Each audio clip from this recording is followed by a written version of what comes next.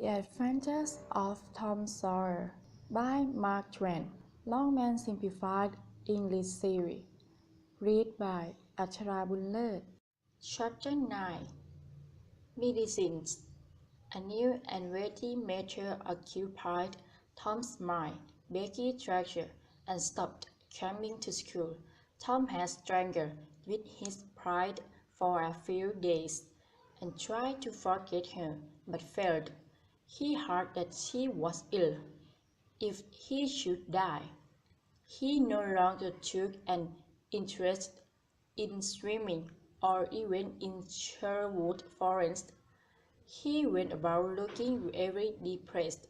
His aunt was worried and began to try all sorts of medicines on him. She bought all the health papers regularly and believed all the solemn nonsense which they contained. The water treatment was new now, and Tom's lower condition was an unexpected piece of good fortune to her. She took him out and daylight every morning, stood him up in the wood, and drowned him with a flood of cool water.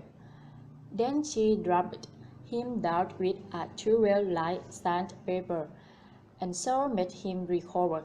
Then she rolled him up in a wet sheet and put him away under blankets till she sweated his soul clean and the yellow stains of it came through the skin, as Tom said.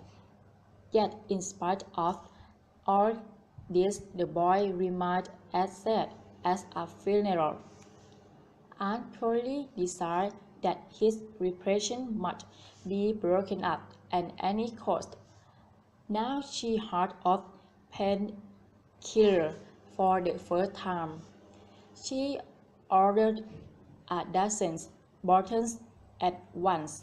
She tasted it and was filled with gratitude. It was simplified in liquid form.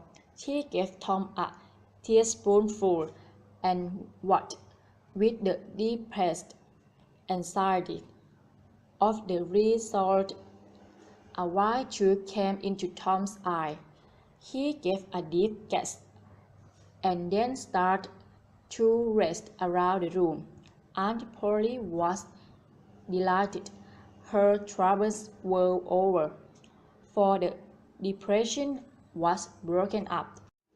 Tom felt that it was time to work up and protect himself, so he thought over various plans of the life, and finally decided to pretend to be fond of painkiller. He asked for it so often that he became a nuisance. His aunt ended by telling him to help himself and stop worrying her.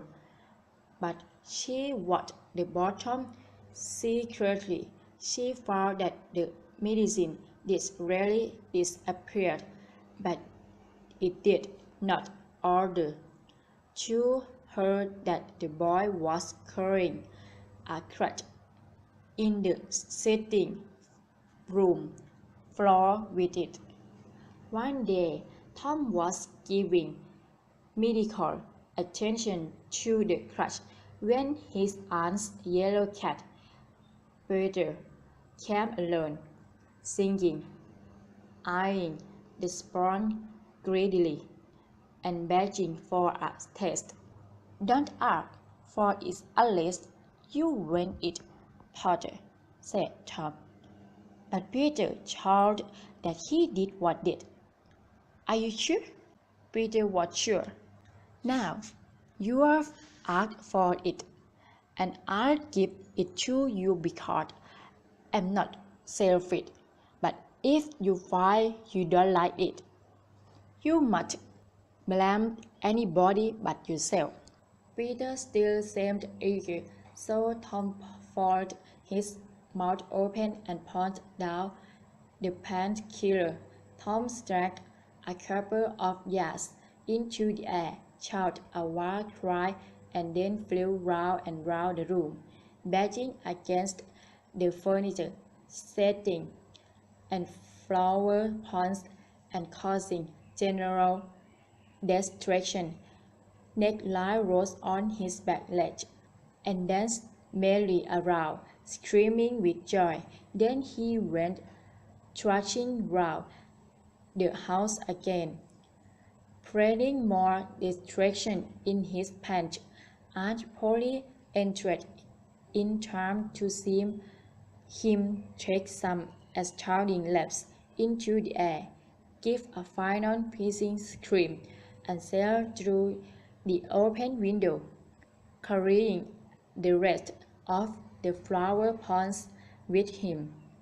The old lady stood rooted to the floor with astonishment, breathing over her glasses.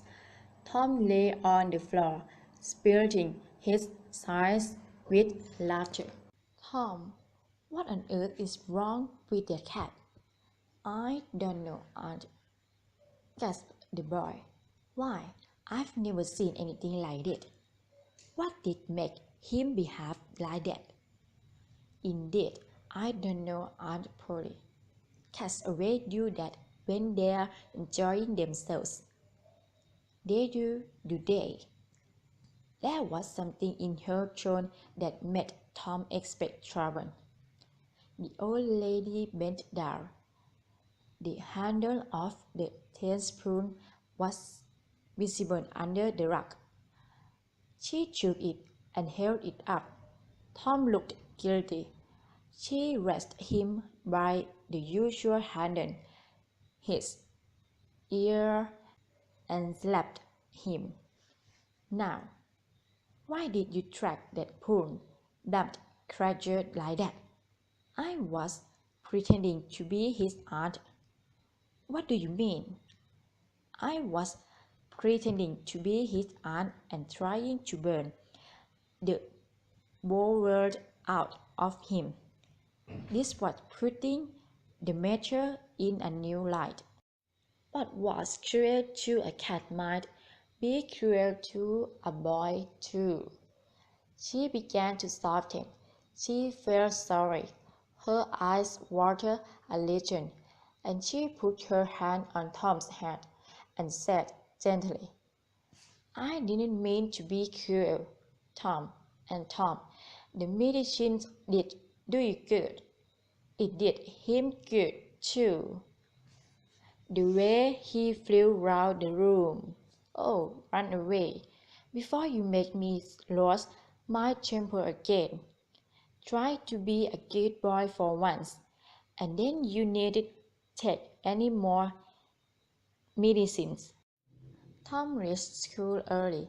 It was noted that this strange thing had been occurring every day recently. He went beside the cat instead of playing with his friends. When Jeff chattered all right, Tom spoke to him and tried in a roundabout way to get some information about Becky. But the stupid boy could not understand what Tom wanted. Tom watched and watched, hoping when a dress came in sight, and hating the owner of it as soon as he saw that she was not the right one. Then one more dress passed in at the cat, and Tom's heart gave a great leap. The next instant he was shouting, laughing, washing boys standing on his head, jumping over the fence at the wreck of life and limb, doing all the horrid deeds he could think of, and keeping an eye on Becky Treasure to see if she was noticing. She never looked. He broke through a group of boys, scattering them in every direction, and fell beside Becky almost upsetting her. She turned away with her nose in the air. Some people think they are every smart. She heard her say smokingly. Tom's cheeks burned. He rose to his feet and walked away crushed. The end, chapter 9.